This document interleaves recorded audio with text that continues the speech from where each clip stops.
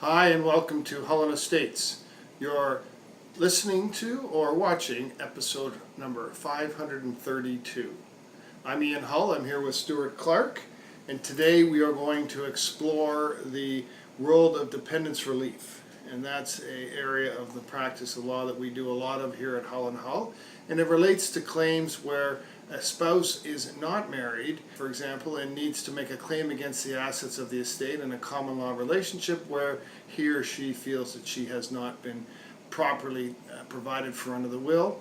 The definition goes even further. It's not just spouses, it can be children as well, and those who were treated as children in the relationship. Today we want to talk about spousal claims, and remember, of course, these are claims that are not related to married spouses. The cases we're going to talk about are circumstances where the spouses are not married, almost exclusively. So I've got Stuart Clark here, and Stuart, we have one particular case that we want to develop some of the recent impact of it, and also talk a little bit about some of the history behind the decision that was made by, it was Justice Dunphy in the Jeffrey Kersner estate. Of course. So as Ian referenced a second ago, this is a relatively recent case that's come out of the Ontario Supreme Court of Justice by Justice Dunphy. It's called Stajduhar, I don't pronounce it, and Wolfe.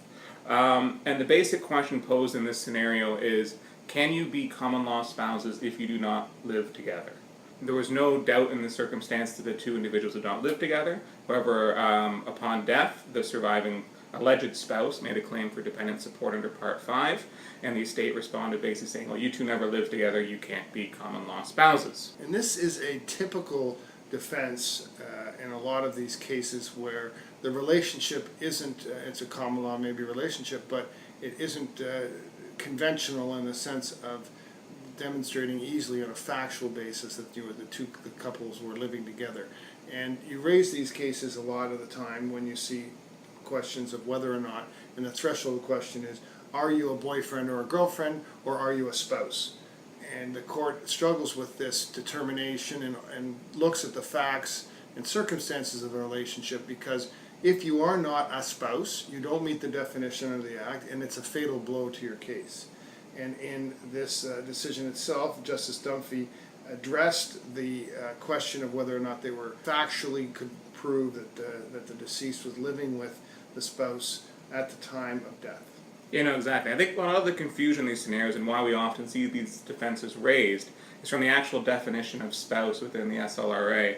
And that basis, well, there's two kinds of spouses. There's married spouses, there's no doubt there. If you're married, you're a spouse. The other one is the common law spouse, and that's kind of the more gray area that people kind of may or may not fall into. And the actual definition is that a spouse, for the purpose of SLRA, includes two people who are not married to each other but have cohabitated continuously for a period of not less than 3 years.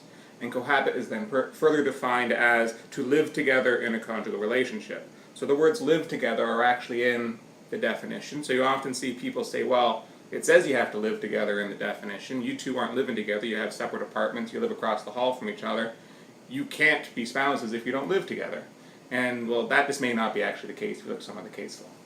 And I think the case law demonstrates the flexibility that the courts have looked at.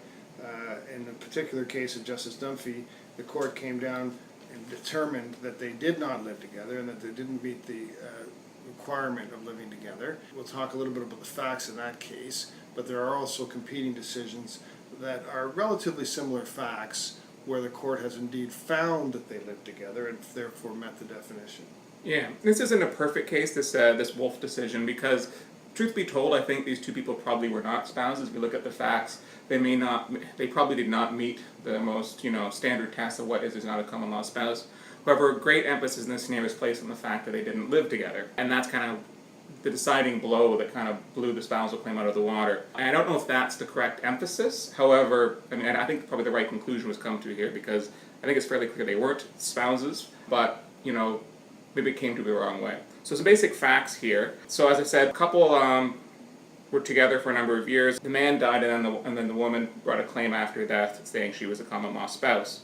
The relationship here started in 2009, and then he died in 2016, so you're well above the 3-year threshold. She says that they always treated each other as husband and wife. They always planned their days together. They had lunches and dinner together.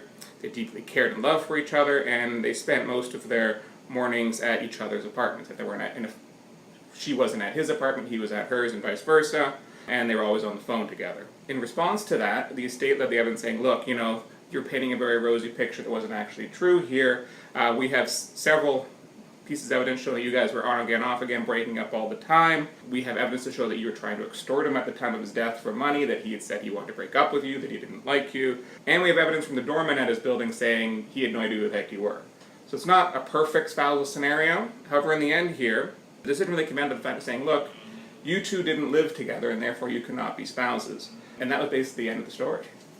So the competing authorities to this don't live together, therefore it can't be spouses, is important, because really this is a mixed result in the sense that maybe the facts pointed in the right direction, and as Stuart said, maybe the right result came about. I'm not sure that the analysis of the law hasn't been questioned in other cases, and that approach that whether you live together or not being a threshold point to determining whether or not you're a spouse has been differently decided. And why don't we talk about a couple of those cases? Yeah, no, of course. So interestingly, in coming to the conclusion in the most recent case, the court doesn't reference the kind of standard tests which are employed in determining whether or not people cohabitated together for a period of 3 years. The leading decision on the matter is a case called Miladowicz. It set out a number of factors which the court has looked to in determining whether or not two people are common law spouses and that they live together in kind of relationship. And Miladowicz was then later confirmed by the Supreme Court of Canada in M&H. So it's kind of the top, Supreme Court of Canada saying, yes, this is what you look to. And in there, you're supposed to look at things like shelter, did the parties live under the same roof? So it is one of the factors. But you also have all sorts of other factors, did you prepare meals together? Did you wash and mend clothes together? Did you do the shopping together? Did you participate separately or together in any neighborhood and community activities? Did your neighbors know that you were a couple? And so kind of a broad test that you're to employ and kind of look at your relationship as a whole to determine whether or not you are spouses.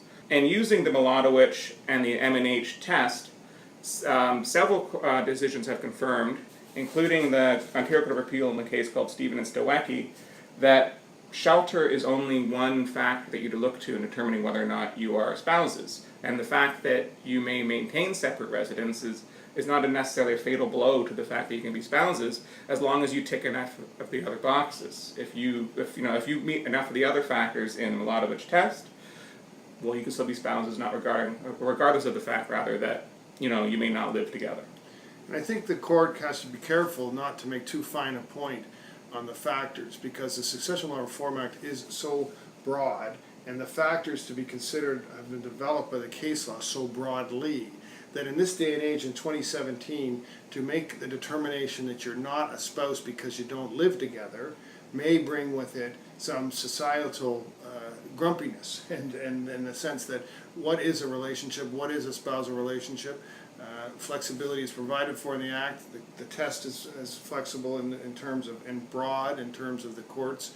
So the decision we thought was worth raising today because from our standpoint anyway, the court played a bit of a hardball approach to determining spouse and whether you met the definition of the Succession Law Reform Act. Maybe rightly or wrongly, it doesn't really matter. The point is that this was a more rigid application of what has been, in other cases, more loosely applied. So that's great, Stuart. That's a big help in terms of that analysis. Thanks very much for those cases, and thanks for your discussions on this, and thanks for joining us. This concludes our podcast. Until next time, thanks for listening. I'm Ian Hull, and this is Stuart Clark.